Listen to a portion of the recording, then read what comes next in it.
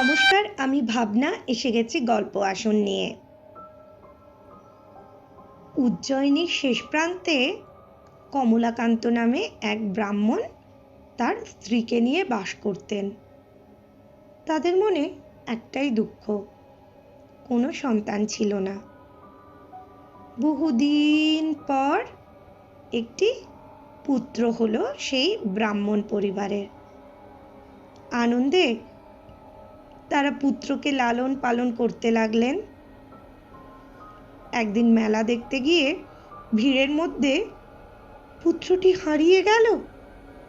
কোনো সন্ধান না পেয়ে শোকে ব্রাহ্মণের মৃত্যু হলো।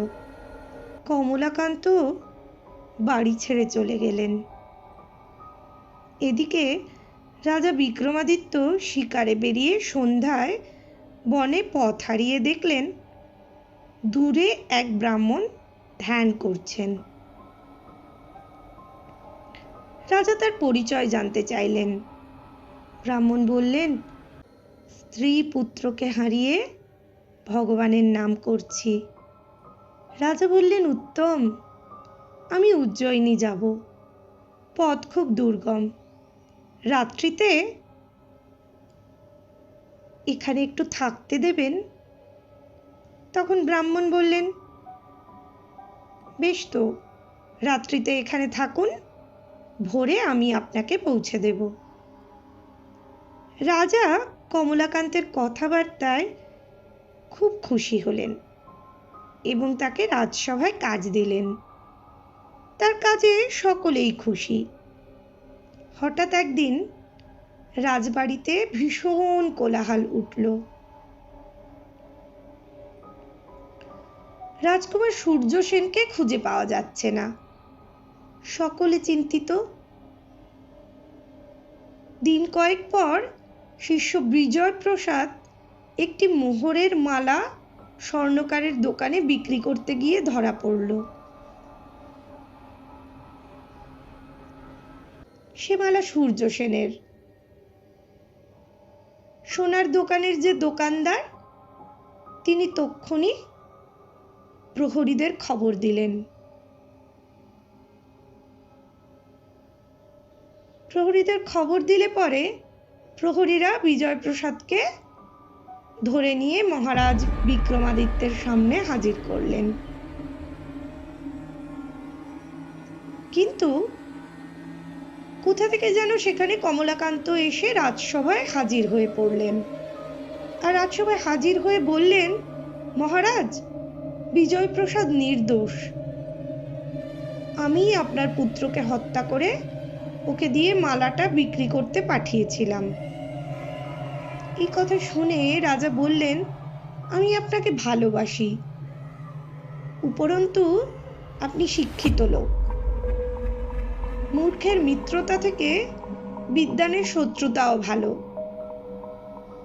তিনি তক্ষুনি কমলাকান্তকে 1,00,000 টাকা উপহার দিলেন। কমলাকান্ত রাজার ব্যবহারে মুগ্ধ হয়ে গেলেন। বললেন, মহারাজ, আপনি মহৎ, আপনি উদার। তারপরে চোখের জলে রাজসভায় একেবারে নিজে ভেঙে পড়লেন। রাজা অপেক্ষা করছিলেন যে এর পরে কমলাকান্ত কি করবেন। তৎক্ষণাৎ সূর্যসেনকে এনে রাজার হাতে তুলে দিলেন। রাজা সহাস্যে বললেন, সন্ন্যাসী, সূর্যসেন আপনারই পুত্র। সে মেলাতে হারিয়ে গেলে তাকে এনে আমি পালন করেছি মাত্র। আপনি পুত্রহারা পিতা, পুত্র নিয়ে সুখী হন, বলে সূর্যসেনকে ব্রাহ্মণের বুকে তুলে দিলেন। এখন কমলাকান্ত তার হারিয়ে যাওয়া পুত্রকে পেয়ে বড় খুশি হলেন, কিন্তু তার গৃহিণীকে তো আর ফিরে পেলেন না। সুতরাং সেই ছোট্ট পুত্ররত্নটিকে সেই ব্রাহ্মণ একাই মানুষ করতে শুরু করলেন। একদিকে উজ্জয়িনী রাজ্যে রাজসভার চাকরি, আর একদিকে এই পুত্রর লালন পালনের ভার। মহারাজ বিক্রমাদিত্য তখন কমলাকান্তকে বললেন, সন্ন্যাসী, আপনার গল্প শুনে আমি তখনই বুঝতে পেরেছিলাম যে সূর্যসেনের সঙ্গে নিশ্চয়ই আপনার কোনো একটা সম্পর্ক আছে। আর দেখুন, এ রাজ্যে তো আরো কত জনের সূর্যসেনের বয়সী ছেলে মেয়ে রয়েছে, আপনি কিন্তু তাদের কাউকে চুরি করেননি। আসলে আপনার রক্তই রক্তকে টানছিল, তাই আপনি ঠিক নিজের পুত্রকেই চুরি করেছেন। এরপরে উঠল রাজা বিক্রমাদিত্যের জয়ধ্বনি। বন্ধুরা, এই সন্ন্যাসী দম্পতির মতো আমাদের অনেকেরই এই একটি সমস্যা রয়েছে। সন্তান হতে গিয়ে আমাদের, বিশেষ করে মায়েদের, নানান রকম সমস্যার মধ্যে পড়তে হচ্ছে। আমি নিজেও এই সমস্যার সম্মুখীন হয়েছি। তাই বলবো, এই সমস্যাটিকে একেবারেই হালকাভাবে নেবেন না। যত তাড়াতাড়ি সম্ভব আপনারা একজন ভালো ডাক্তারের পরামর্শ নিন। এবং আমি তো বলবো, যে কোনো মেয়েই প্রথমবার মা হওয়ার আগেও একেবারে সুন্দরভাবে পরিকল্পনা মতো ডাক্তারের কাছে যান।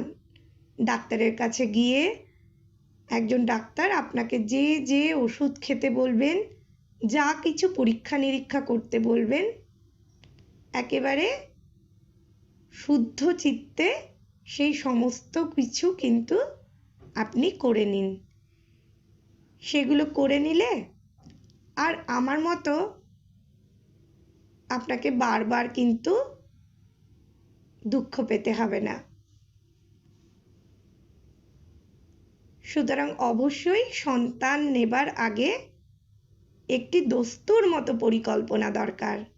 এবং সেই পরিকল্পনার জন্য যেমন আমরা ঈশ্বরের কাছে প্রার্থনা করব, যেমন মন্দিরে যাব, মসজিদে যাব, গির্জাতে যাব, তেমনি ডাক্তারের কাছেও যাব। নমস্কার। আশির চা, এই গল্পটা তোমার কেমন লেগেছে? খুব ভালো লেগেছে। বন্ধুরা, যদি তোমাদেরও এই গল্পগুলো ভালো লাগে, তাহলে লাইক, সাবস্ক্রাইব আর শেয়ার করে কমেন্টে জানাও কি কি নতুন গল্প শুনবে। ঠিক, তাড়াতাড়ি জানাও আমাদের কি কি নতুন গল্প শুনবে।